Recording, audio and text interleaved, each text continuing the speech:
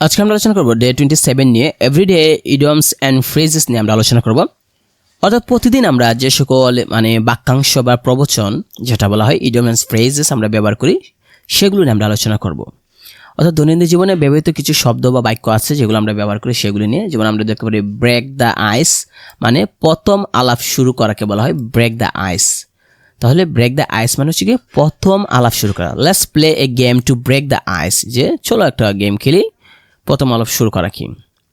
A piece of cake মানে খুব সহজ কাজ, যেটা a piece of cake. This exam was a piece of cake, মানে বলছে যে এই পরীক্ষাটা খুবই সহজ। তাহলে দেখেন এখানে কিন্তু অনেকে ভাবতে পারে এ পিস অফ কেক মানে হচ্ছে এক টুকরা কেক, আসলে তা না, এক টুকরা কেক না। এ পিস অফ কেক মানে হচ্ছে খুব সহজ কাজ। আন্ডার দ্য ওয়েদার মানে কি, আন্ডার দ্য ওয়েদার মানে হচ্ছে অসুস্থ বা খারাপ অবস্থা, যে I am feeling under the weather today, যে আমি খারাপ অবস্থা বা অসুস্থ বোধ করতেছি। অন ক্লাউড নাইন মানে হচ্ছে খুব আনন্দিত। She was on cloud 9 after hearing the news, সে সংবাদটা শুনে, খবর শুনে খুবই আনন্দিত। On cloud 9। তারপর দেখেন বাইট দ্য বুলেট মানে কি বুলেটকে কামড় দেওয়া না, বাইট দ্য বুলেট মানে হচ্ছে কঠিন কাজ সাহস করে করা।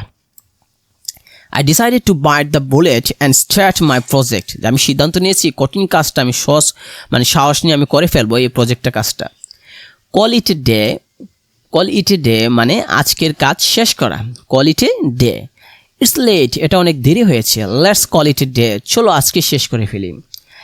হিট দ্য স্যাক মানে ঘুমাতে যাওয়া। হিট দ্য স্যাক মানে ঘুমাতে যাওয়া। আই এম এক্সস্টেড, আমি ক্লান্ত।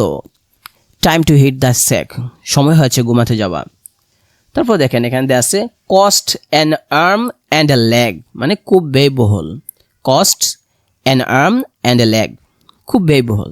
This new phone cost an arm and leg, এই ফোনটা খুবই ব্যয়বহুল।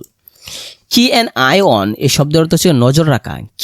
কি অ্যান আই অন মানে keep an eye on the kids while the play, বলেছে যে শিশুটার উপরে নজর রাখো যখন খেলাধুলা করে। আউট অফ দ্য ব্লু শব্দ হচ্ছে হঠাৎ। Out of the blue, she called me out of the blue yesterday, সে গতকাল আমাকে হঠাৎ ফোন করলো। স্পিল দ্য বিনস মানে সত্য কথা ফাঁস করা। Spill the beans, he spelled the beans about the surprise party, বলতে সে সত্য কথা ফাঁস করে দিল যে আমাদের যে একটা সারপ্রাইজ পার্টি ছিল সেটা সে ফাঁস করে দিল। Hit the nail on the head মানে সঠিকভাবে বলা। Hit the nail on the head, সঠিকভাবে বলা। You hit the nail on the head with your answer, যে তোমার উত্তরটা সঠিকভাবে বলো। তারপর বলছে let the cat out of the bag মানে গোপন ফাঁস করা, গোপন কথা ফাঁস করা। Let the cat out of the bag, আমরা বলতে পারি she let the cat out of the bag accidentally, সে হঠাৎ গোপন কথা ফাঁস করে দিল। কিপ ইউর ফিঙ্গার্স ক্রসড মানে আশা করা ভালো কিছু হবে। কিপ ইউর ফিঙ্গার্স ক্রসড, আশা করা ভালো কিছু হবে। Keep your fingers crossed for the exam result, যে আশা করা যাচ্ছে যে তোমার পরীক্ষার রেজাল্ট ভালো হবে। ব্রেক এ লেগ মানে কি পা ভাঙানা। ব্রেক এ লেগ মানে পা ভাঙানা। ব্রেক এ লেগ মানে শুভকামনা দেওয়া। ব্রেক এ লেগ শুভকামনা দেওয়া। Break a leg in your performance tonight, যে আজকে রাতে যে পারফরমেন্স করবা সেটার জন্য শুভকামনা দিলাম। পিচ অফ অ্যাডভাইস মানে পরামর্শের টুকরা। Here's a piece of advice for you, এটা হলো তোমার জন্য পরামর্শের একটা টুকরা বা একটু পরামর্শ। Once in a blue moon খুব বিরল ঘটনা। Once in a blue moon খুব বিরল ঘটনা। I see him once in a blue moon, আমি তাকে যে দেখেছি এটা একটা খুবই বিরল ঘটনা, কারণ তাকে সহজে দেখা যায় না। The ball is in your court মানে সিদ্ধান্ত নেওয়া আপনার হাতে। The ball is in your court, সিদ্ধান্ত নেওয়া আপনার হাতে। The ball is in your court now, সিদ্ধান্ত নেওয়া এখন তোমার হাতে। এ ব্লেসিং ইন ডিসগাইজ মানে অপ্রত্যাশিত ভালো কিছু। এ ব্লেসিং ইন ডিসগাইজ, অপ্রত্যাশিত ভালো কিছু। Losing that job was A blessing in disguise, চাকরি হারানোটা অপ্রত্যাশিত ভালো কিছু।